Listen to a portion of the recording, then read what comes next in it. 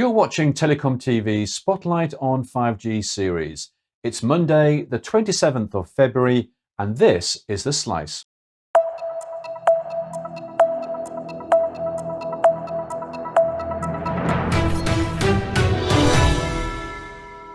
Headlines today: MWC23 opens in Barcelona, GSMA launches its Open Gateway initiative, and Nokia shows its true colours.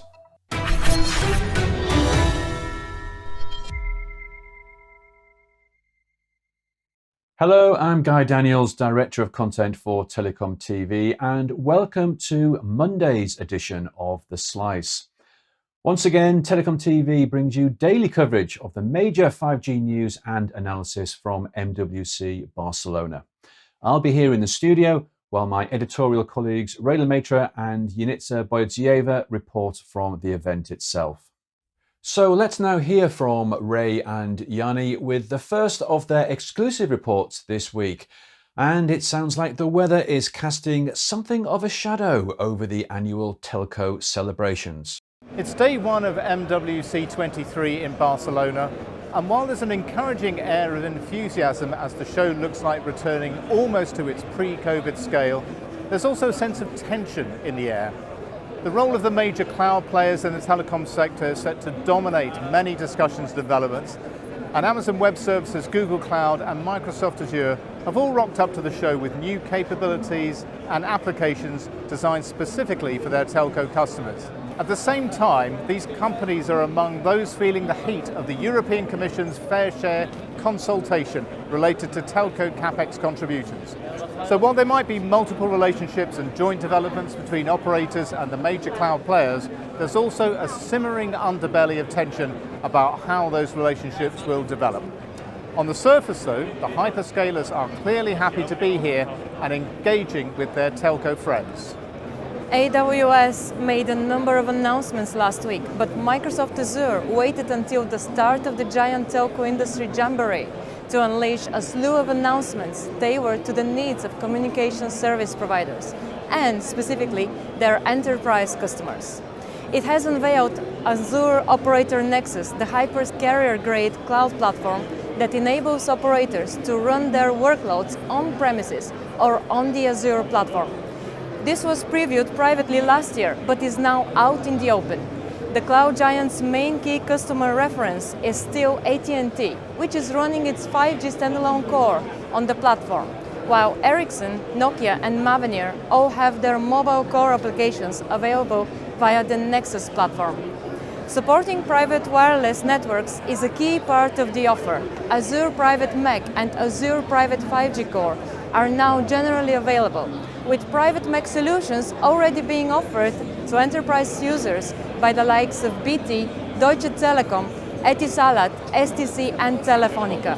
Azure is also previewing Radio Access Network Observability, which integrates vRAN key performance indicators, or KPIs, with online dashboards to provide partners and enterprise customers with observability, network insights and analytics for private 4G or 5G networks from a single Azure portal.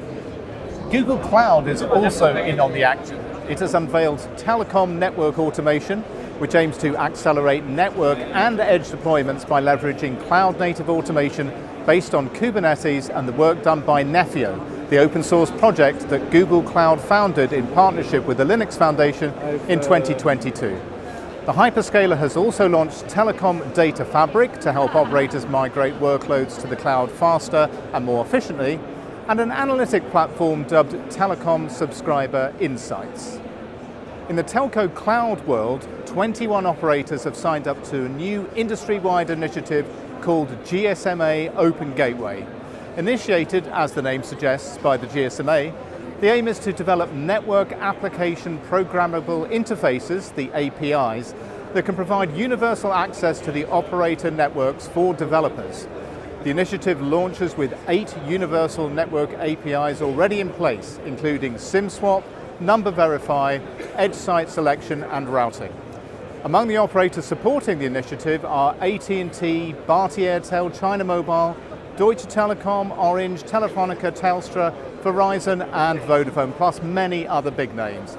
This isn't the first effort by the industry to court the developer community, of course, but could this be the initiative that all stakeholders across the industry can get behind? Let's see. Open APIs and telco cloud is a hot industry topic, but so is energy efficiency.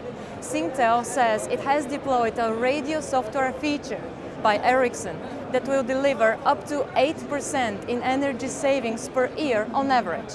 Singtel has deployed the vendor's self-sleep mode function, as well as an app that leverages artificial intelligence and machine learning across its mobile base stations in Singapore. The new features help Singtel predict the traffic patterns of individual radio cell transmitters, resulting in optimized cell sleep configurations without impacting connectivity and user experience. The Singaporean telco aims to become net zero by 2050. Nokia has had a colourful start to the week, unveiling its refresh logo that, according to the giant vendor, signifies its increasing focus on the enterprise sector as it tries to distance its brand from its consumer past. Members of its senior management team, including CEO Pekka Lundmark, unveiled the brand refresh and outlined the vendor's plans to enable the industrial and enterprise metaverse during a briefing here in Barcelona on Sunday. You can read more about these developments in articles that are already available on the TelecomTV website. Now, the vendor also unveiled some new radio products and vRAN, a new proposition for telcos and enterprises that allows network operators to choose from a range of hardware and cloud platforms to run Nokia's Cloud RAN software stack. The company says that this has performance parity with its traditional RAN systems thanks to the development of a network interface card for inline layer 1 acceleration that can plug into servers from its partners such as Hewlett-Packard Enterprise, Dell and AWS, as well as its own servers, of course. Its cloud platform partners for this offer are AWS, Google Cloud, IBM and Microsoft Azure. Those are the major developments from the first morning at this year's MWC. Check back with us tomorrow for more industry breaking news. Maistre and Yanitsa Boyadzhieva reporting this morning from the MWC show floor. Now, they've got some great interviews with CSPs lined up, and we'll feature highlights from those in tomorrow's show. And a reminder that we'll be adding new videos to the TelecomTV website all week for you to watch in their entirety on demand. Now, as is customary, GSMA Director General Mats Gronrid opened this year's event with a keynote presentation. He rallied the troops with a morale-boosting speech about future opportunities and, yes, a transformation of our industry. We are the pioneers, the explorers, the rule breakers, and society makers. We have already transformed the way the world operates, and now I believe we have a chance to do it all again. To be the great explorers of the next era, discovering new virtual worlds and uncovering new opportunities that will bring us and the future generations closer. So as an industry, we are poised for a strategic pivot, a transformation to a future-facing tech communication corporations. The first initiative of this transformation is the GSMA's Open Gateway, which Ray mentioned earlier. GSMA Chairman and CEO of Telefonica, Jose Maria Alvarez Paletti, gave more details and introduced us to their counterpart to cloud computing, Earth computing. Cloud computing has been a step change in technology, but the cloud is not going to be able to cope with all the traffic that Web3 is generating. The cloud needs the Earth. Through Open Gateway, we can make the Earth to talk and connect with the cloud. We are working towards an open digital ecosystem whereby developers can call upon the aspects of the network that help them maximize the very best customer experience. We'll be following this initiative very closely on TelecomTV, and we also have exciting plans in this area, which we will reveal in the coming weeks. Of course, the industry still needs to focus on the challenges, or practical issues, as Mats Gronrid put it, Foremost is investment, and according to the GSMA, between now and 2030, mobile operators will spend approximately $1.5 trillion on capex. Yet in these very difficult economic times for the industry, how can telcos reduce their costs and position themselves for future business opportunities? I put that question to Tarek Robiati, EVP and Chief Financial Officer of HPE. This is a wonderful question, and that is very true. The capital intensity in telcos has been off the charts for decades. If you really think at the average capex to sales ratio for telcos, it's about 14%. And it never changes because traffic on telco networks continue to double every 18 months or so. And therefore, there's always the need to continue to add more infrastructure to create more capacity. And therefore, this also comes with OpEx cost to manage that new infrastructure. RAN automation will provide a substantial benefit to telcos. And if you really think about beyond RAN automation, all the way from the core, there are plenty of opportunities to automate everything and reduce costs and cater to this new world, which is ever more capital intensive. The radio access network is centre of attention once again at MWC, thanks to rapid developments in vRAN, Open RAN and Cloud RAN. At a briefing last week, Sachin Katti, SVP and GM of the Network and Edge Group at Intel, spoke about his company's latest Xeon platform release, specifically how it can double vRAN performance while staying within the same power envelope, and all without the need for separate hardware accelerator cards. The fourth generation Xeon with that vRAN boost will match or better the performance per watt, not just overall performance per watt of the best custom dedicated layer 1 accelerator that's out there on the market today. So this level of performance is key, right? It's not enough to ensure that you get the flexibility and agility of a cloud native architecture. It cannot come with compromises. You should not have to compromise on power efficiency to get that benefit. And with this announcement and with this product, we are now able to deliver on all of these: cloud native economics, agility, and the power efficiency that you need for a RAN infrastructure. A strong statement of intent there from Intel, and the issue of hardware acceleration is extremely topical, and I'm sure we will hear much more about this as MWC progresses. Now, earlier we heard from Ray about Nokia's corporate rebranding. So, to close out this segment of the show, we dropped in on Sunday's event to hear for ourselves what CEO Pekka Lundmark had to say. Is it just me, or is it getting hot in here? So, thank you.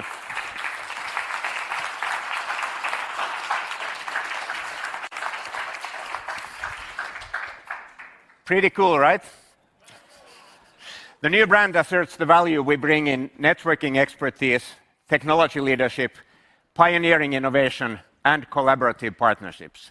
It signals who we are today, a B2B technology innovation leader, and it articulates our role in delivering the next evolution in critical networking through networks that sense, think, and act.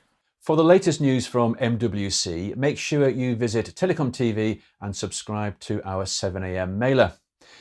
Now, we don't usually cover smartphones in any great depth here on TelecomTV, but as this is MWC, it would be churlish not to, or at least for one day. So here are our top 3 device-related announcements.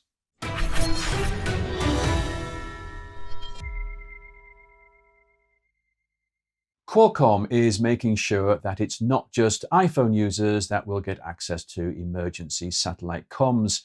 It announced a collaboration with several Android smartphone makers for its Snapdragon satellite solution, which offers satellite-based two-way messaging using the Iridium system. HMD Global, who manufacture smartphones with the Nokia brand, has announced a new model that has been designed with repairability at its core. In collaboration with global repair community iFixit, owners of the G22 can access repair guides and affordable parts to replace anything from a damaged display to a flat battery. And if you can't repair them, then why not transform your old devices into works of art? Created by mobile experience company Kingfisher and artist collective Sun Effects, Circulation is a, quote, kinetic three-dimensional sculpture encases 80 refurbished phones acting as windows into the circular economy. I actually rather like it.